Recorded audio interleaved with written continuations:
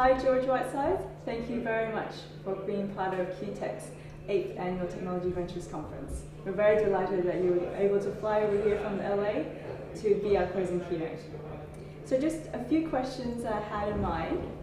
First one was, were you actually always fascinated as a kid by space and spaceships? Yes, absolutely. I was one of those kids who was just really stoked about space, and I grew up drawing pictures of spaceships and the Saturn things and all that, and so yeah, and it's just it was always something that called to me, and when I got out of college, I decided I needed to go into the space industry. So I know you're a Cambridge graduate. Mm-hmm. So what were you studying here in Cambridge, and sort of were your studies sort of related to spaceship and Virgin Galactic path?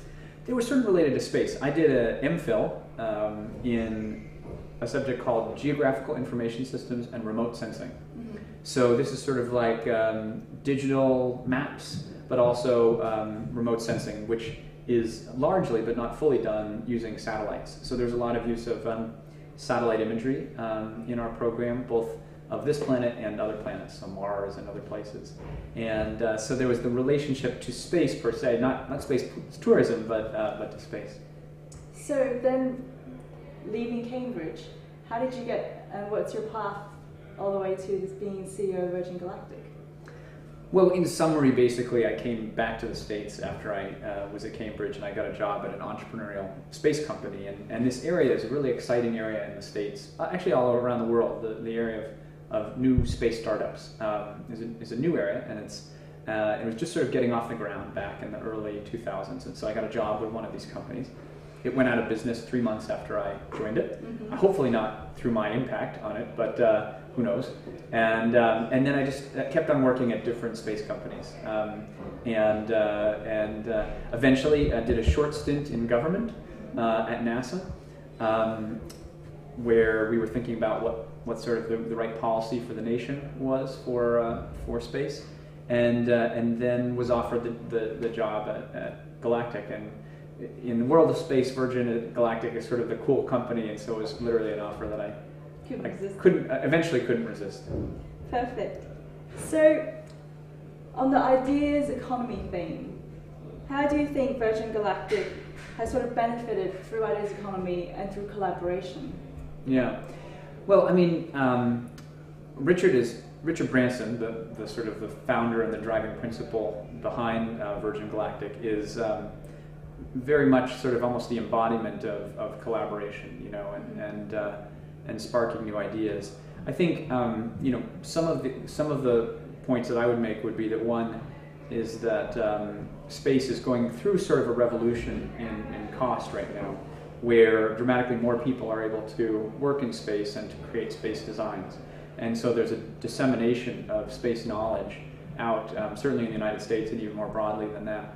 And there's a really exciting community of people who are working in space, interchanging ideas in a way that sort of wasn't the case. For a long time it was sort of just for national security and defense, but now it's sort of broadening out to a wider group of people, and that's exciting because it's an environment where you get real innovation. So that's one thing. But I think another thing is that we're sort of changing how people think about space through Galactic, because for so long people thought that they couldn't go to space. It was just the realm for the few, for astronauts.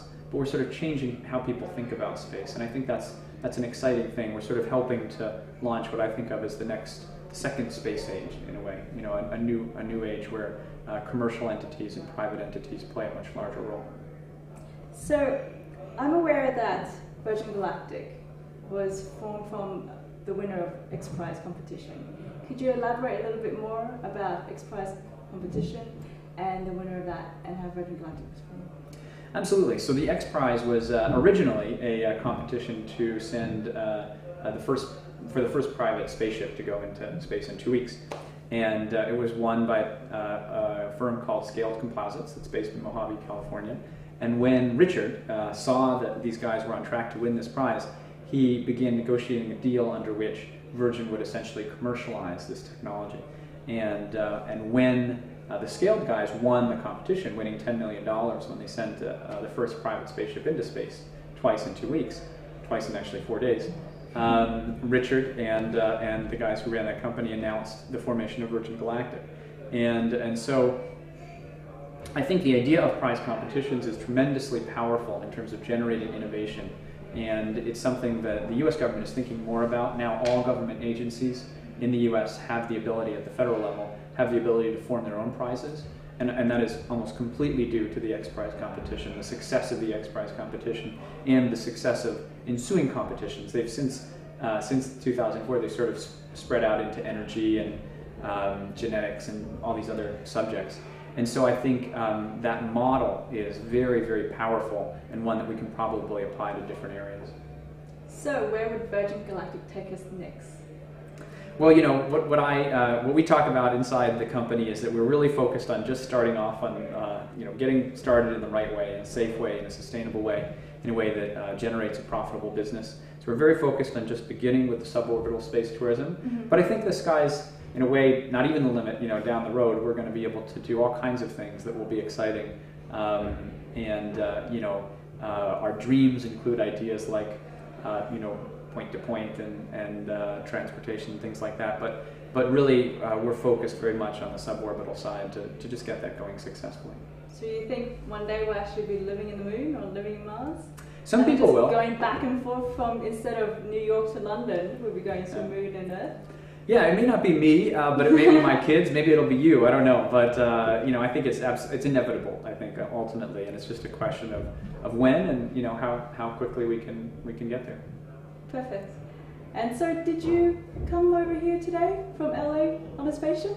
Not today, but maybe CUTEC 2015 or something like that. We'll see. We'll see what happens. Yeah. I'll see you in 2015. Great. Thank you. Okay.